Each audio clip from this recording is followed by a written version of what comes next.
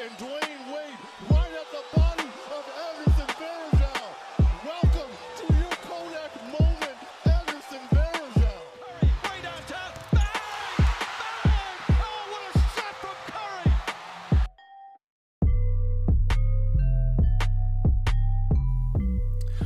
Hello, everybody, and welcome back to BSPN with Max and Tilo.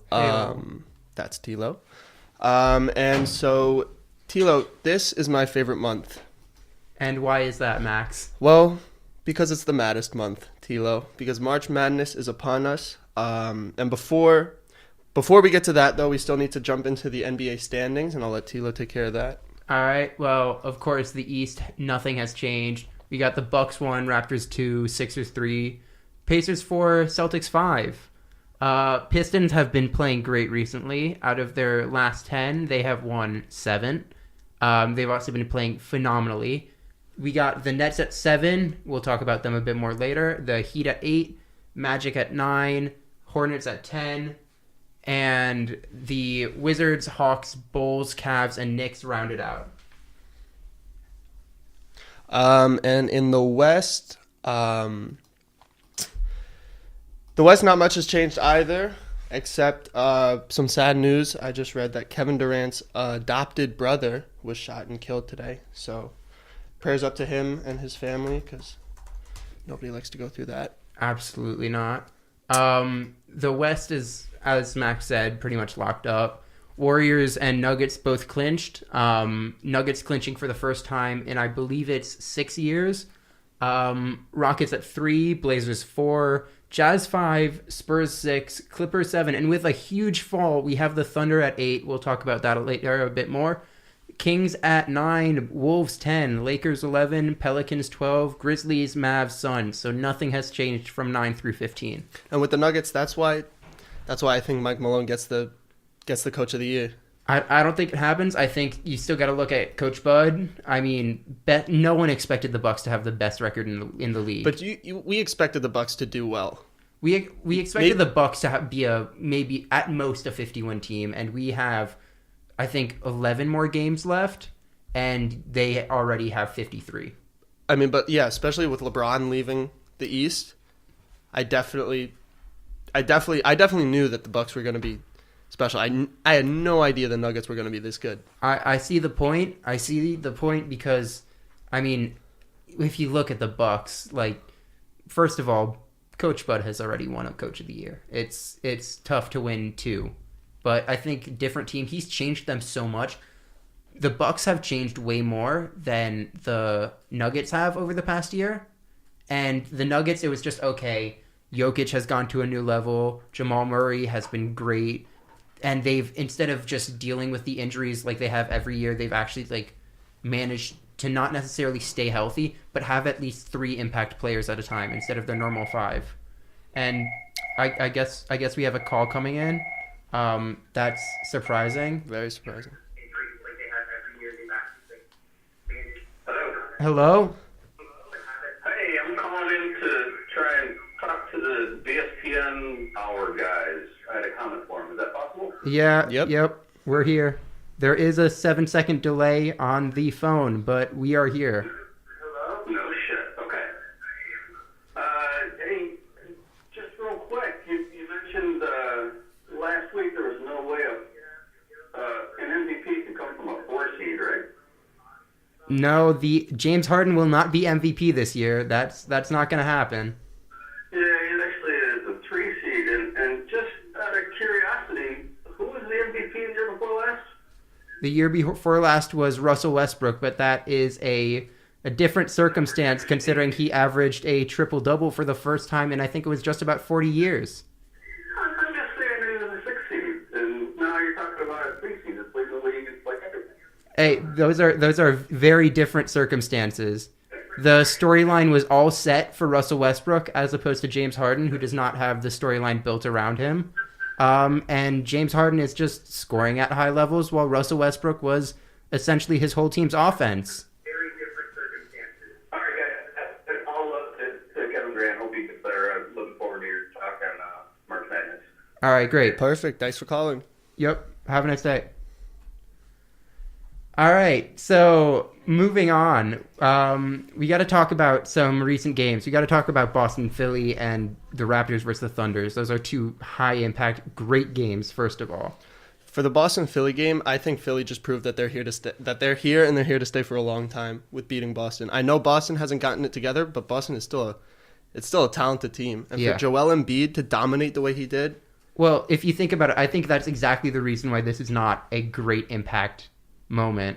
I think you saw Joel Embiid have to go, I think it was 33 and 22, 36 and 22, and he had to shoot 21 free throws. You saw Jimmy Butler basically have to make every shot he took in the fourth quarter. but that's what Jimmy Butler's there for. Maybe, but at the same time, you can't trust that they'll always be in that situation. Also, you got to look at the Celtics. Marcus Smart got ejected. Aaron Baines injured. Gordon Hayward, as bad as he's been this season, he has been great against Philly. Yeah. He had that, I think it was like a 32-point game against Philly, just randomly went off. You look at Boston versus Philly, I would still take Boston in that series. I would take Boston in that series just because it lines up way better. But the biggest impact for this is that it's almost set in stone now that the Sixers will be the 3 seed and the Celtics will be stuck at 5 or at 4. But the Celtics, talk about a failure of a season. I mean, I don't see them beating anybody in a series. you think they go out first round? It depends who they're going to be paired. Like, it depends who they're going up against. But like, if they come up like against a good opponent, like anybody above them, like Pacers, 76ers, Raptors, Bucks, I don't think. I would love to see the Pacers Celtics round 1 series. I would have preferred the Pacers Nets round 1 series just because that would be an amazing storyline. But I mean, Celtics Pacers would be great. I think you look at Nate McMillan. That's one of the few coaches in the league at this point that can stand up to Brad Stevens. I mean, Brad Stevens has been a bad coach this year, which is not what anyone thought they would be saying. I think you got to look at a little bit of sentimentality for Gordon Hayward there. I mean, Gordon Hayward has not been good for this team, and that's a sad story.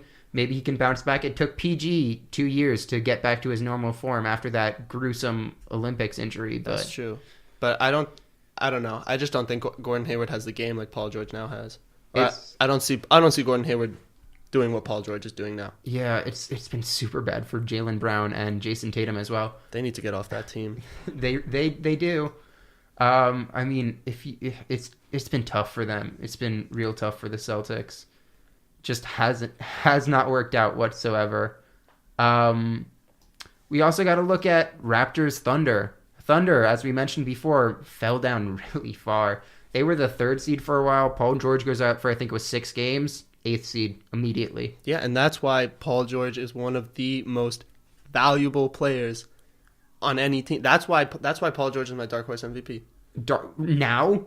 Well, I mean, he was like that's why he was, but now Yeah. that's like I mean, I put Harden at number 2. I think Jokic should be number 2. Honestly, if we're looking at performance and the value to their team, Jokic is the Nuggets' whole offense. And James Harden, although he may be a big part of it, it's kind of artificial in my opinion. The reason why he's such a big part of it, because they're an ISO team. well, yeah. It's the Houston Hardens. Yeah, exactly. But I mean, it ultimately comes down to what are the Thunder going to do now? I mean, I don't think the Thunder are a good team without Paul George. Do you think they make it to the 7 seed? I mean, if we look at it right now, the Thunder are they're tied 4-6.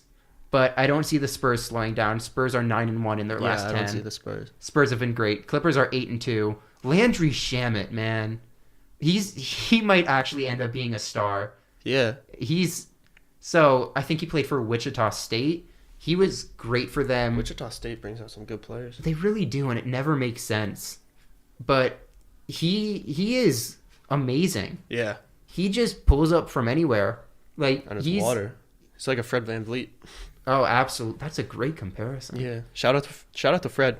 Fred hit the game winner, or close to the game winner, like the shot sending it into overtime for the Raptors yesterday, or 2 days ago. He came up clutch last year too. Yeah. Well, I mean, other than in the playoffs when he bricked an open 3 to win a game against the Cavs. Well, yeah, but we don't have to talk about that. We do not. But Raptors have also clinched, as have the Sixers, for the playoffs, which is exciting. I really want the Raptors to do well. I don't know. I don't know. I don't see the Raptors going that far. I see them making out of the first round, maybe even the second round, but you know. So I think they get to the conference finals. Kawhi stays. I think that's what it comes down to. I think Kawhi loves Toronto. And also, we saw How Hungry Are You? Serge Ibaka finally got him on there. Yeah. I mean, that could be the big reveal. I would love if that were the big reveal. That'd be perfect. That would be cool. But that show was awesome. Either way, I mean, there's a lot of stories going around, but to stay on track with the Raptors, Kyle Lowry's out for a while now. Yeah. That injury against the Knicks, Mitchell Robinson falling down on his ankle. Just an unfortunate injury. I don't think it was intentional as Lowry claims it was, but that does not look good. No, it doesn't look good either way. He may be out until like second round of playoffs, which would be bad. Fred VanVleet can ball. Fred VanVleet is not a Kyle Lowry level passer. No. Yeah, you can't run your offense as efficiently with VanVleet as you can with Lowry. Yeah. That's a big hit. I mean, we gotta look around the league. Another big injury, CJ McCollum. That one was real bad. That's huge. Yeah, he's gonna probably be out until playoffs. I'm amazed if Dame can keep them afloat where they are for that long. I mean, I believe in my boy Dame because, it's Dame time, but Yeah. he's going to need some help. Well, let's look at it. He has a 2-game cushion for the 5 seed, which is the Jazz, and then a 2.5 game cushion for the rest of the playoff teams. Doesn't look like he's going to be able to keep them at 4. Definitely doesn't look like he's going to pass up the Rockets at 3. No.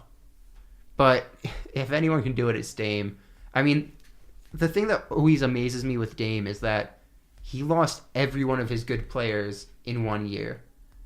LaMarcus Aldridge, Wesley Matthews, who else is there on that list? Just role players left, all of them. Yeah. It's tough. It's real tough. But he's been able to stay afloat, and I think the Blazers are going to be forced to trade him at some point, especially if it doesn't go well in the playoffs this year. Yeah, because he's going to get fed up. Yeah. I don't think he'll get fed up. I think they'll just start realizing, oh no, We need to start rebuilding. Yeah. Yeah.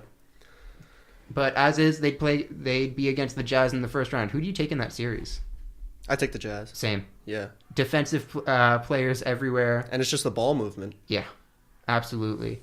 I think the Blazers are going to be overly dependent on Dame again. Yeah. And I'm convinced Dame is going to be the next superstar to get a major injury.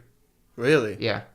I mean, he's like deceptively athletic in terms of rising up as well. I don't think he's going to make it to like next year or like halfway next year if he has to keep playing like he has been, sort of like soft carrying. CJ's there. They got Nurk. Not John Collins. Zach Collins needs to play more. Like, undeniably. Ever since they got Enes Kanter, his minutes have drooped down. I think he's at like 9 minutes a game now. That cannot happen. No, especially not for Enes Kanter. Zach Collins is the only young player on that team that has some potential to improve from within. Nurk, I think, is 26, 25. Something like that. But it's not nearly enough to justify... Nurk is 24, my fault. It's not nearly enough to justify not playing Collins, who undeniably has been one of the best defensive centers in the league since he got there. Like, he's been great. He just needs to work on offense. Yeah, absolutely. Well, yeah. There's still questions as to whether he can become stretch 5, but at the same time, Nurkic isn't going to be a stretch 5. That's not happening. Then we got another great storyline, Max. We got the Nets comeback on the Kings. The Nets comeback on the Kings and D'Angelo Russell's 44-point game. This is why I am so on D'Angelo Russell. He is going to be one of the next superstars, and he's only like superstars. Definitely. If he keeps playing like this, and the Nets, either the Nets or whatever team he ends up on, figures out how to play him, unlike the Lakers did. The Lakers. Well, I mean, when he was on the Lakers, it was both of their faults because he was just like an immature He was also a asshole. locker room cancer. Yeah. Yeah. But then he changed his entire. He got his shit back on track. Yeah. I mean, he also spent all of last season injured. I think like 48 games, something wild. It may have been more. It may have been like 60. It felt like he was never playing, and when he just was a shell. He couldn't decide when to shoot, couldn't decide when to pass. He would pass when he was supposed to shoot when he was supposed to pass. And he was obsessed with that floater, which is now dropping, which is a huge part of his game. And his three-pointer is dropping more and more. And his inside game is getting better. Yeah. I mean, we always knew that he was a clutch performer, ice in his veins. But now we're actually seeing that. Yeah. I mean, 25 points, down 25 points in the fourth quarter. That's amazing. Mm. And he scored 24 by himself. Outscored the whole Kings 24-14, 24-17. Something crazy just went off. And I think D'Lo is probably the most interesting free agent to me right now. I think you look at most of the players, I think Vucevic is incredibly interesting to look at, where like center market is incredibly low. Where does Vucevic end up? Same thing with Boogie. I think Clay is staying. Kemba, there's been rumors that he might leave. I don't think he will. I think if he makes an All-NBA team and has the $227 million contract just laid in front of him, no way does he not sign that. Yeah. Who else we got? Kawhi, it's Clippers or Raptors. Those are the two options. You don't think it goes to the Lakers? Absolutely not. I don't think anyone ends up with the Lakers other than like Boogie. I think Boogie is the only player. I don't think Boogie goes to the Lakers. I think the Lakers might be desperate enough to give Boogie like $22 million a year. Yeah, if the Lakers go big on Boogie, I think he'll take it. Yeah. But other than that, he's not going to the Lakers. Yeah, I mean, on one hand I feel bad for the Lakers, but on the other hand, they were assholes. Yeah. Like every player they've let go of has been great. Lou Williams, D'Angelo Russell, obviously. Yeah. Julius Randle has probably been the most under-the-radar star this year. Well, that's because he's playing in New Orleans. Yeah, but 21 points per game off the bench, that's crazy. He should, in my opinion, sixth man should not be Lou Will. I think Lou Will is an artificial sixth man. I've talked about this last week. About it last week. I think it's kind of stupid that you have your best player coming off the bench. I think that's not how basketball should work, especially not when... I mean, I love Landry Shamet. He's not better than Lou Will. Why is he starting over Lou Will? That first unit needs shot makers, and it has none.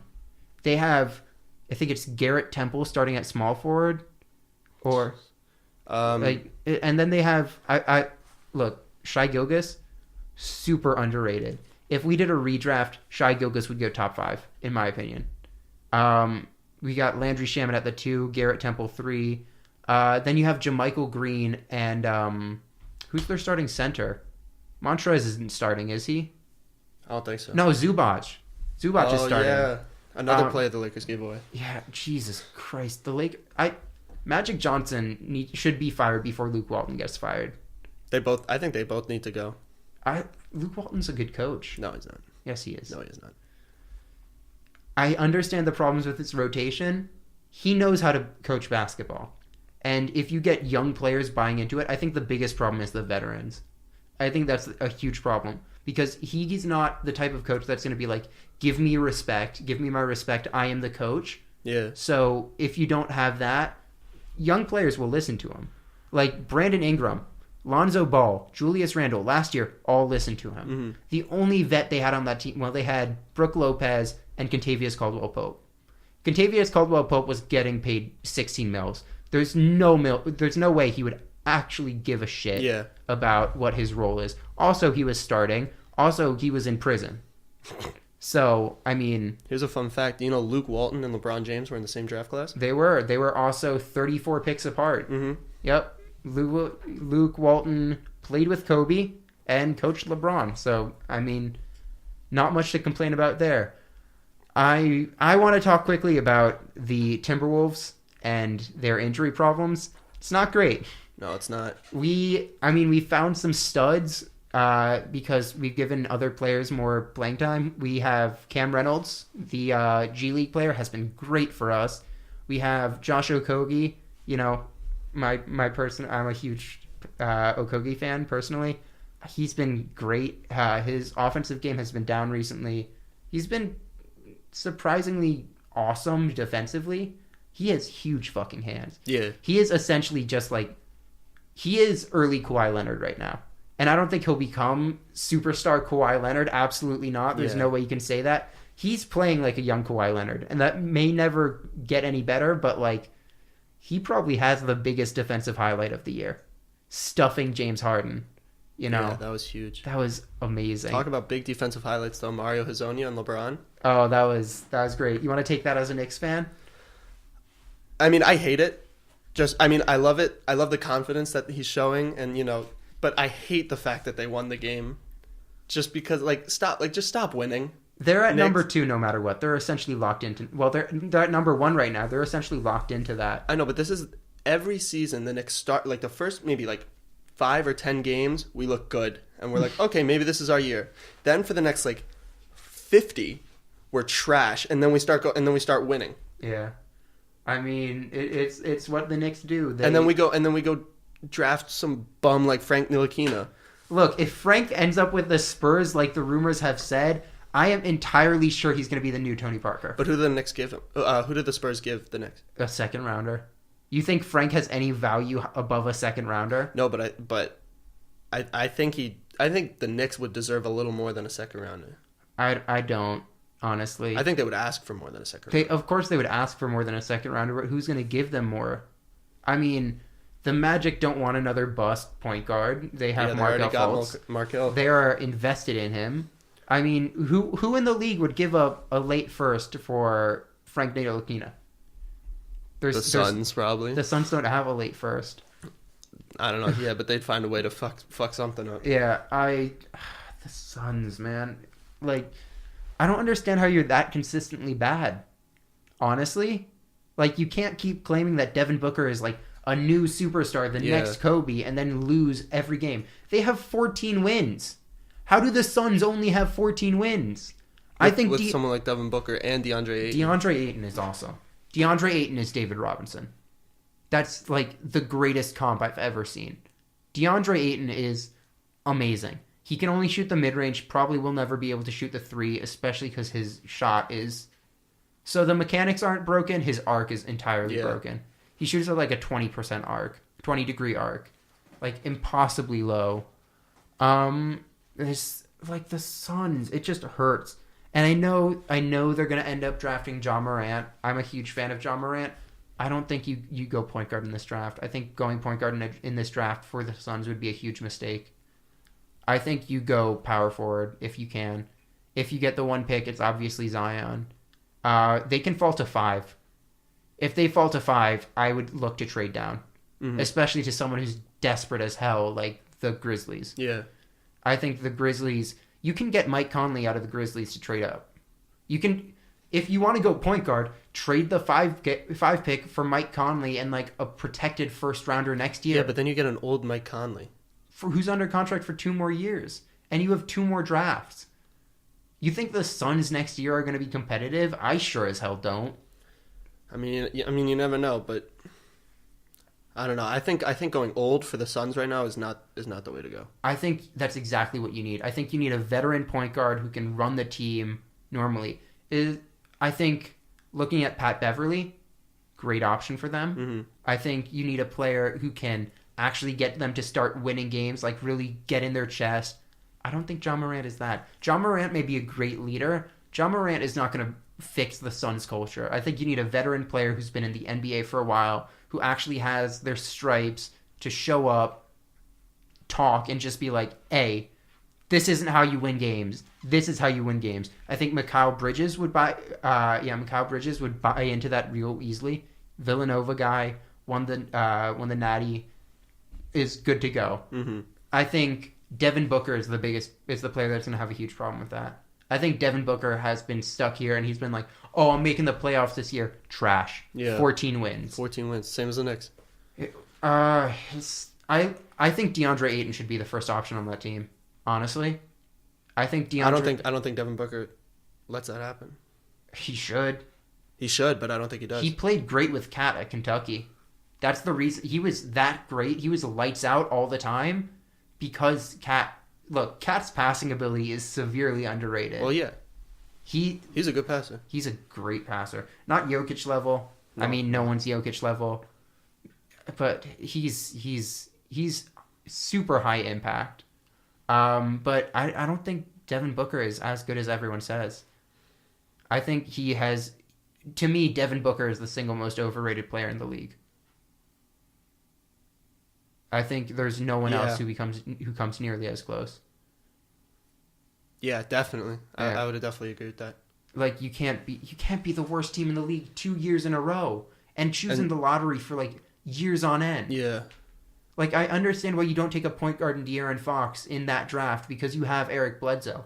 I understand that. You gotta you're gonna experiment with Devin Booker. Fine. Devin Booker is not showing me that he can win games. Like, you can say what you want about his previous supporting cast. This year's supporting cast is a good team. Josh Jackson has bounced back. Josh Jackson has been great for the past 20 games, as he was last year. Last 20 games, he figures it out. May have something to do with his offseason plans, what he does. Who knows? Mikal Bridges has been an amazing rookie. TJ Warren has added a 3-ball. TJ Warren is an underrated player. I don't think people understand how big him adding a 3-ball is. Because he's a big body. He's a big body. He's also a great ISO player. Yeah. He is slept on immensely. Very. But it comes down to why isn't Devin Booker winning? And I think it has something to do with his play style or something to do with his outlook or something there. He's not a good defender. He is probably a minus defender at this point, which makes no sense. Maybe he has to carry a huge load on offense, but you got to lead by example sometimes. LeBron, horrible defender this year. At least he goes for big blocks sometimes. At least he shows some effort on big plays and does something there and gets people going. At least he can turn it on. Devin Booker has shown nothing whatsoever. Yeah. But I want to go back to Karl Anthony Towns quickly before we go into March Madness. Right. I think Cat is top 10. Cat is a top 10 player this year. Since the All-Star break, 36 points per game. 19 rebounds a game. Yeah. 4 assists, block and a half. Going off. I think you got to also look at the argument, is Cat better than AD? I don't think so. I think AD definitely has Cat beat defensively. Cat is an average center on defense. Anthony Davis is a revolutionizing center at defense. You got to look offensively too, though. This league is so offensively slated that you got to look at Cat's a better offensive player than Anthony Davis. I think Anthony Davis is the better offensive player. Cat is better in the post. Cat is a better passer. Cat can shoot the 3 way better. Not than Anthony. No. Yes. I don't agree with that. Anthony Davis, what are his stats looking like from 3? I know that Cat was 38% on many attempts. Here we go. Basketball Reference. He in his career from 3 he's shooting 31%. This year he's only shooting 33%. Karl Anthony Towns is quite a bit higher. Career-wise from 3 he's 39.5. This year he's 41. Yeah. He's been awesome. I think the big thing was him finally getting defensively. He has 10 win shares this year. Individual win shares. That's crazy. That's nearly MVP level. Yeah. I think the same thing is going to happen with Karl Anthony Towns as it did with Chris Stapps. I think he's going to get annoyed. I don't think it's going to be Chris Stapps. I think he's going to want to stay here as long as possible, and then the KG thing is going to happen, and then we're just going to screw everything up, and he's going to win a title, and I'm going to be like, "Yay, Cat!" And I'm going to feel horrible because we are disgusting and we never win anything. I mean, it's tough. It's tough to think about. I also want to shout out Jimmer Fredette. Finally back in the NBA with the Suns, the aforementioned Suns. If they had him all season, they would be the number 1 seed. There's no other argument. Well, maybe not that. Maybe not that extreme. Yeah, but what does he bring to the Suns? He brings shooting. He brings shooting. He brings a lot of experience. Yeah. A lot of experience. Also, maybe a mentor for Josh Jackson. And I think he could work with Devin Booker. I think he'd be a great point guard next to Devin Booker, or like vice versa. Point Booker has been great for the Suns. Yeah, but I don't think you want Jimmer as shooting guard. In terms of height, I get it, but like, you can definitely look. Igor Kukoskov, not a great coach. Not at all. I think he's gonna get fired. I think that's where Luke Walton ends up, but we can talk about that another time. You can definitely run Jimmer Fredette off ball like a JJ Redick. You can definitely go with that. He's shown that he can hit it. He had, I think it was 44 against the Rockets in preseason. I know preseason means nothing, but it's still a lot of points. He can definitely shoot the ball. That was never a question. Defense is a question. Character is a question. So either this can make the Suns so much worse, and the Suns can end up like blowing up. Devin Booker requests a trade this offseason. I don't think it does that though. I don't see how the Suns can get that much worse. Yeah, well, Jimmer, personality-wise, is kind of like the Johnny Manziel. He's not that bad. He's not like the disgusting, parasitic asshole that Johnny Manziel was. Yeah. But he's definitely not a great guy you want around a young locker room. I like it because I love to see Jimmer grind his way back to the NBA, but it's not looking great. All right, we gotta go. We gotta go March Madness now. March Madness. My bracket is 100% right now. So is mine. Yeah. So just for some scores, we have Minnesota beating Louisville 86-76. That is the 10 seed beating the 7 seed. I called it. We had Yale losing to LSU 74-79. I don't think there was. That's a throwaway. That game got really close at the end. That game got a little too close. I had to go to a meeting during it, and I actually asked the person I was meeting with to pull it up on their computer. We got let's see. We have Auburn and New Mexico. Absurd. First of all, how does Auburn nearly blow that game? Twice. They nearly blew it twice. Yeah. First of all, how do you? Well, for the last 10 minutes of the game, they couldn't shoot free throws to save their lives. Yeah, it was bad.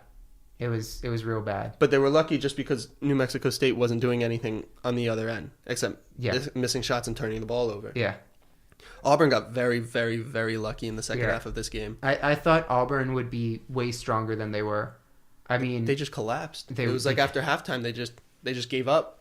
Yeah, and they almost paid for it. I don't think Auburn deserved to win this game. We got the Florida State game going right now. What's that looking like? We have the Florida State game just ended, 76-69, beating Vermont. Florida State won. Florida State won. My bracket's still good. There we go. Yep. So we have Brad versus MSU. If Michigan loses that game, I don't think they will. Bradley. Is it Bradley State? Whatever it is. I think it's Bradley, yeah. Yeah, they can. Oh my god, that team has been bad. But all right, 44-39, 15-58 in the second. We got Belmont and Maryland. Belmont's up. Oh damn. 40-34 at halftime. And the last game that's going on right now is Kentucky and Northeastern. I think Kentucky could be an early out this year. I mean, it's 9-9. 14 in the first. I think Kentucky makes it to the... So they're going to win their first round. Like, duh. Yeah. I think... So we talked Seton Hall, Wofford. I think Wofford has a chance to beat Kentucky. I chose Kentucky to win because Kentucky's my team, because Cat. Yeah. But I think Kentucky could be out real early. It does not look good for Kentucky's streak this year. What are your big upsets? My biggest upset is... I got whatever they're called, UC Irvine beating Kansas State. Look, Kansas State was not great this year. Kansas State did not do much. They are overrated as I think a 4 seed right now. They should not be in that position. Who do you think should be? Where do you think they should be? So the way they showed up, they should be more like a 6 or 7. They did not play well. They just got, the clout of being Kansas State. But I think they're definitely better than Wisco and Villanova. I think Villanova is still better. I would still take Villanova over Kansas State. Really? Yeah. I mean, Villanova saw a lot of losses, and Louisville lost their game today because they could not rebound from losing as many players as they have over the past 2 years. Yeah. But I think Villanova is still a better managed team. They still have their defense first mindset. Kansas State has lost it all. They just kind of play as a group of players, not as a team.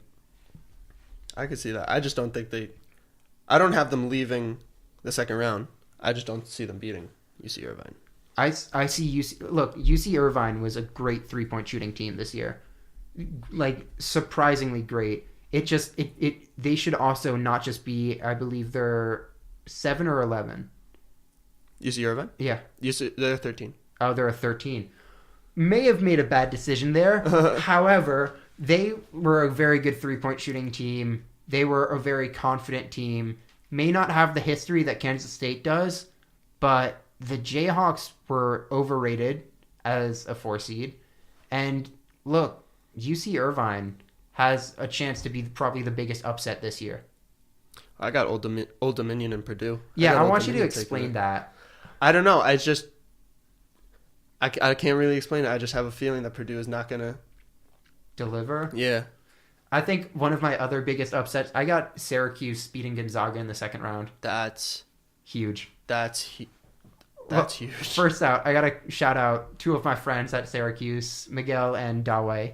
Both of them, I mean, they've been hype about Syracuse's surprising season. Syracuse has had a surprising season. I don't see them beating Gonzaga. I don't believe in Gonzaga. I think you got to... Well, neither do I, because they have not... they fell apart in their last game of the season. Yeah. A really bad loss. Their other 2 losses, both to Duke. Not both to Duke, were they?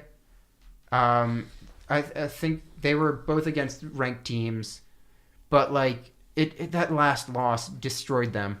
I think it's not good looking forward. I think Rui Hachimura is the most interesting draft candidate for me in that he could fall. He could go anywhere from top 5 to 24. He could fall that far just because he doesn't really fit the league. He's a post-up 4 who's a bit undersized to play the 5 and doesn't have the 3-point shot to play the 4. Yeah, that's not where the league is moving. Yeah, but defensively, he's perfect for the league. He's he doesn't have the length or the skill of Jaren Jackson Jr., but he is really good for them. Yeah. He's, I think he's averaging 20.1 and 12 rebounds. He's an interesting player, and he's very interesting. Definitely going to do a lot. This tournament, I think they're going to have to depend on him a lot, and I think by the time they get to Syracuse, defense first, run a lot, he might just fall apart. Yeah, it's also he's only shooting 74% from the free throw line. First of all, I don't understand how everyone's been so bad from the line this year. Minnesota had, in the clutch time, they had their quote-unquote clutch free throw lineup out there and managed to only... they had a player out there who was shooting 59% from free throw, another one with 66. I mean, first of all, we got to talk about 2 performers in that game. We got to talk about Amir Coffey and Gabriel, whatever his name is. Player with 24 points, hit 6 threes, something crazy. Played great for them. First of all, he is Landry Shamet. We're going to keep mentioning it. But he showed ball handling. He could draw fouls. He shot the lights out. Yeah. He was the main reason they won that game. Amir Coffey had a great first half with 13 points, but in the second half, he just didn't do much. Yeah. He was just, a calming presence. That was about it. But yeah, I think Minnesota could definitely do a lot. I chose them first round because I didn't think Louisville was overrated. Yeah. It just didn't make sense that they would be that good. They lost way too many players, and they're not that good. They're really not. Well, yeah, and it shows. Yeah. Because they're out now. I'm also a Minnesota Timberwolves fan. Had to give Minnesota sports a little cred. Yeah. Poor Vermont, though. They're out. We are in Vermont right now. It is raining. It is cold. After 2 days of it being sunny and wonderful, it is now miserable and muddy. But, so I was not really rooting for Vermont. No, I wasn't either. Yeah. But look, I think Virginia is slept on. I think Virginia is the first think they're one slept seed on? that's slept on. You think they're slept on? The first one seed that is slept on.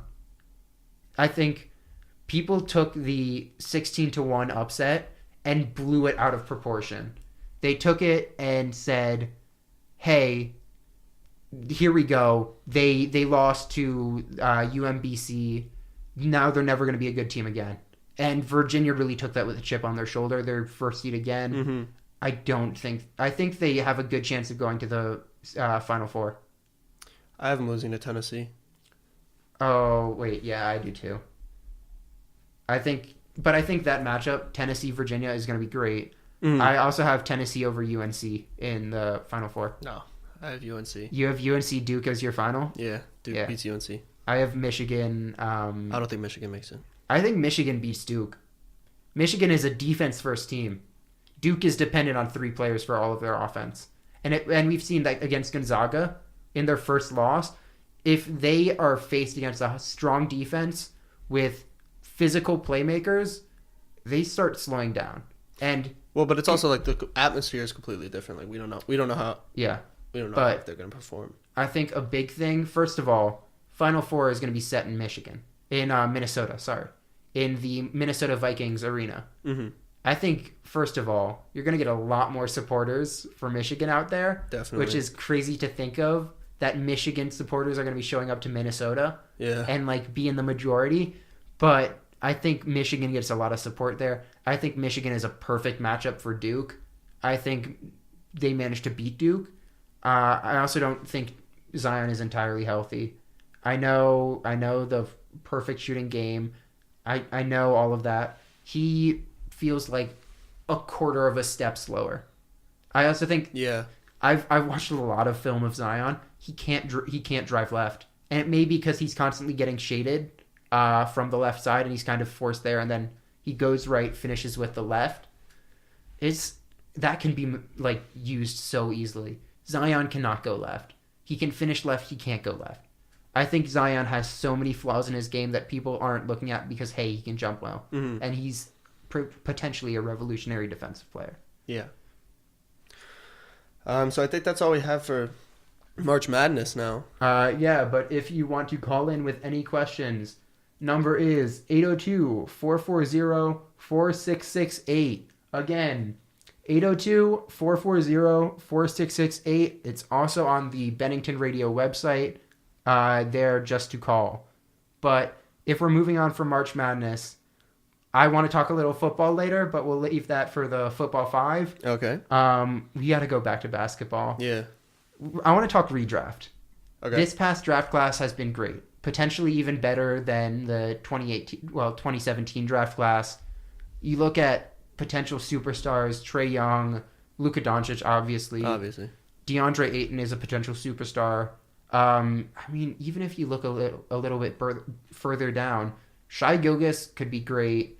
I spoke on Landry Shamet. Landry Shamet could be an all-star at some point in his career. Mitchell Robinson is probably, he can win a Defensive Player of the Year. I don't trust it as much. Kevin Knox, if he actually gets his shit together. If he gets it together, he can be good. He needs to stop shooting that goddamn floater. He's shooting 30% on it.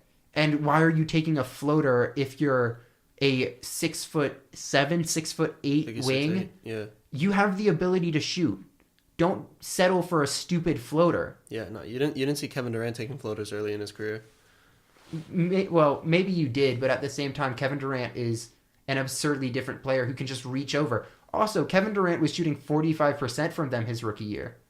Well, yeah, no, I'm not saying Kevin Knox is... Kevin Knox just needs to figure out how to make that shot efficient. But I'm saying if Kevin Knox does get his shit together and and finds out what his role is and what his game is, I think he could be a Kevin Durant-esque player. I think he lines up more along the lines of a good scoring small forward, but not necessarily a Kevin Durant one. I think Harrison Barnes is a great comparison. I think Harrison Barnes was never the greatest defensive player, but he definitely tried hard. Kevin Knox has to start trying. Yeah. His defensive effort is all over the place. You look at Dennis Smith Jr., a player who in Dallas was not a very engaged defensive player, especially because Rick Carlisle did not want him jumping passing lanes at all. He wanted him to stay reserved. He wanted him to be there and just chase them around. And David Fizdale, something I hugely respect, said, play like you did. Mm-hmm. Just go out there and go for it. And shout out to David Fizdale. Fizdale is it's the perfect coach for the Knicks. Like, I think if the Knicks keep Fizdale, which I hope they do, and they get good and get into the playoffs, I think he could win a Coach of the Year. Oh, absolutely. Definitely. I think look, because it's like the entire culture in New York has changed. Even if it's not showing on paper, it's definitely like there's definitely been a change in the culture. I'm sad because I thought Fizdale would be great for Frank. I mean, that whole grit and grind thing. I think Frank is like, I don't know. Nobody cares about Frank. Do you think Frank is one of the worst players in the league? Absolutely. How far do you think he is? Can you think of a player that gets legitimate minutes that is worse than him? I mean, there's a lot in the Pistons. Oh, I wanted to ask this. I like doing trades that will never happen but are hugely interesting. Mm-hmm. Earlier in the season, I brought up Gordon Hayward for Paul Millsap. Really interesting concept. Let Jason Tatum really be himself. At the time, the Nuggets really needed a small forward more than anything. They had like power forward options before injury, I think it was, but it kind of fell apart. They had Juancho Hernan-Gomez, who could really just like deal with it. And could go back on the bench. Not Wilson Chandler. Will Barton was fine with sitting on the bench, especially for Gary Harris and losing a bit of minutes. They have a lot of team first guys, which is great. Gordon Hayward can actually get his shit together. He can play with a much more equal opportunity system, which the Celtics used to be and now are absolutely not. But it just made sense for everyone. More touches to go around with Boston, especially because Paul Millsap is not a super ball dominant player. Another reason I think Jokic should be higher in the MVP. No one else, well, maybe two other players on his team can force the issue offensively. Jamal Murray, Paul Millsap. Neither of them do it very well. Yeah. Jamal Murray is definitely better, but Jokic is essentially everything that team needs on offense. I think Jamal Murray is going to be special. I mean, he already kind of. I think he's going to be. I'm worried about him. He's very slept on. He's slept on, but he's also way too cocky for how good he is. That's true. He does too much, and I think for a team that really needs to stay humble in order to continue to be good, first of all, you can't be celebrating in the Celtics locker room, throwing water on each other just because you clinched the playoffs. Yeah. You got to be like, all right, we got to 60 wins. Hey. Yeah. It's got to be something like that. You can't just be like, well, we made the playoffs. But I mean, for the Nuggets, it's like, the Nuggets. But I understand it's the Nuggets, but that does not show the professionalism I want from a team like that. No, I can see what you're saying. It doesn't make sense. But let's go back to the redraft. First of all, who's your first pick? Luka? Definitely. Yeah. I think you can definitely play Luka at point guard. If not, I would love to see Josh Jackson at point guard, just because they did that with, what's his name? The Heat. 10th pick, 2016. Justice Winslow. Boom. Which is great because you have a size advantage. It's a great way for players on the wing that can't really shoot as well to get good value out of them.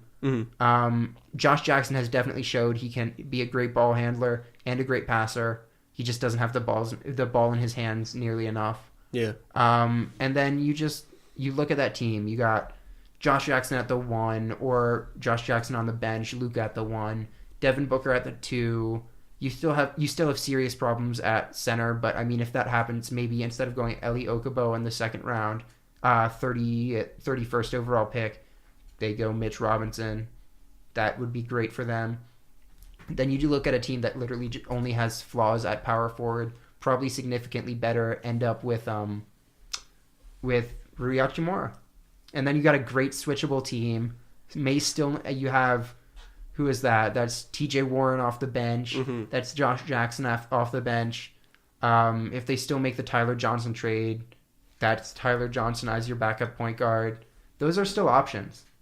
And I love DeAndre Ayton. That may be a better situation than DeAndre Ayton and like Cam Reddish if it comes to that. I think Cam Reddish is one of the worst. He should not be lottery. If this were a better draft, he would probably be picked in like 17. Wow.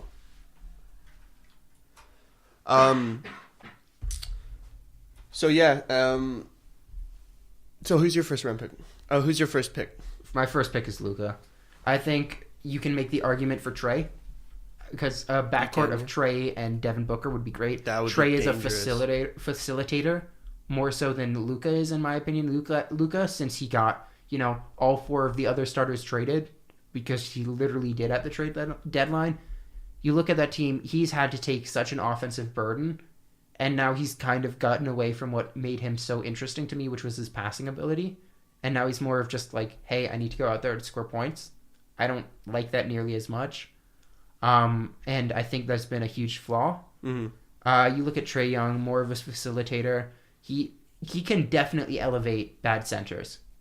You look at sure. Alex Poitras, however you say it, career year. But Dwayne Dedmon, career year. Can you imagine a team with Trae Young, Devin Booker, and DeAndre Ayton? That's scary to think of. Yeah.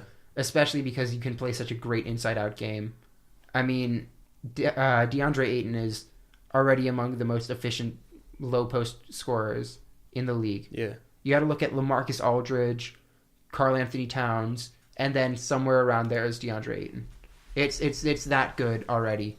But it comes down to, well, the main question I want to ask is, where does Sexton go?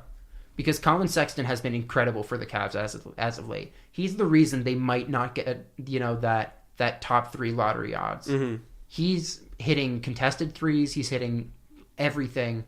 Like, you could throw a fucking needle in a haystack and his shot would just like bounce and find it. Right. It's been that great. And the main criticism of his game coming out of college was his jumper, and he's been great. His defense has been underwhelming, but it's been pretty good. Kevin Love's return has also been a part of winning, but at the same time, both of them have been excellent, and it's causing the Cavs to win some games they may not want to win. Yeah, I don't know why the Cavs are trying to win. I mean, they did say they were going to make playoffs. I feel bad for the Cavs because people are like, "Oh, look, they only won fucking 17 games after LeBron left." Doesn't tell the full story. No, not at all. They had ton of injuries.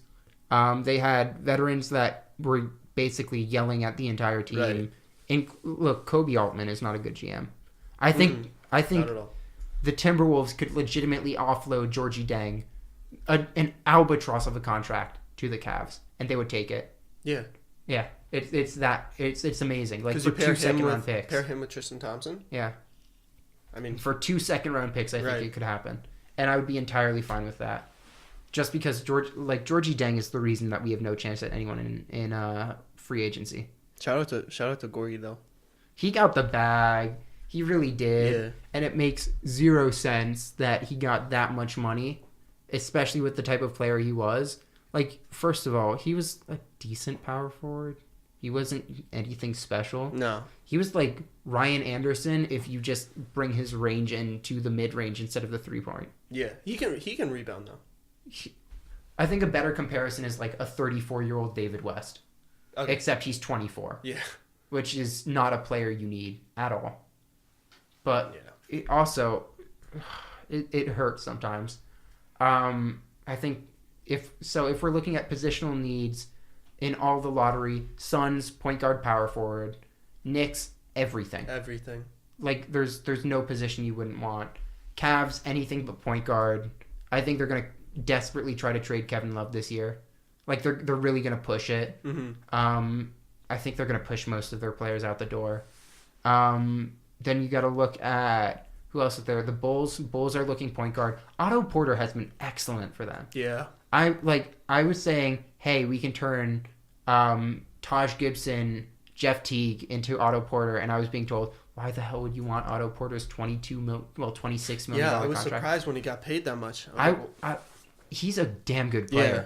He's saw like something in him. He should be shooting like 8 or 9 threes a game, and the Bulls have him doing that. The Wizards are dysfunction like personified. Right. Then we go down the rest of the lottery. At 5, I think, who do we have? Hawks? That would make sense. Hawks need a power forward. They're going to be playing John Collins at center. Also need a small forward. I think that's where Cam Reddish slots in, just because I don't think they like let him fall that far. They need a replacement for Torian Prince, who evidently does not want to be there, who had his defensive effort way down. He was a great two-way player at Baylor, came out, kept doing that, was like the most discount Paul George you could ever have. Yeah. Was great for them last year. They tried to trade him for a first-round pick at the deadline, and ever since then he's just kind of said, fuck you guys. Yeah. He's just done his own thing. If we go to 6, I mean, the Mavs are actually trying to lose games at this point because their pick is top 5 protected. If they get a top 5 pick and they can just go forward with Porzingis, a new star, and Luka, that'd be wild. Yeah. That'd be, I mean, first of all, you need to get a power dynamic set in play. I think I'm worried for what's going to happen with Porzingis comes back, because Porzingis is a diva. Yeah. Oh my God. Yes. Yeah. Fuck Porzingis. Yeah. It's going to be the same thing what happened with Carmelo in New York. Yeah. But I do want to take these last 5 minutes to Go do ahead. my football 5. I want to talk Raiders first. The Raiders have signed Vontaze Burfict, the player who clocked Antonio Brown and nearly knocked him out in the middle of a playoff game, or in the end of a playoff game. And that locker room is set to blow up. Yeah. Like, it's going to be bad. And the Raiders had the cap space to sign more players, but their owner, who has probably the worst haircut I've ever seen, doesn't have the money. They're moving to Las Vegas without the money to keep the team there. Yeah. They're literally going to have to tax most of Las Vegas. And how are you going to get residential taxes in Las Vegas? Like, who lives there? But the Raiders are going to be going into the 2019 season, or is it 2019-2020 season, with an offense that's just going to be like, get Antonio Brown the ball. They got rid of Jordy Nelson, I believe, ended up with the Cowboys. They just keep letting like impact players go. They have Derek Carr. I don't think Derek Carr is there long term. Gruden does not like Derek Carr. Derek Carr does not like Gruden. I mean, but the problem is there aren't many teams that need a quarterback, and not Giants. If the Giants trade for Derek Carr, I'm gonna lose my shit. Well, yeah. It But it's something that they would do. It won't be nearly as bad as my reaction if they took Drew Lock or Daniel Jones.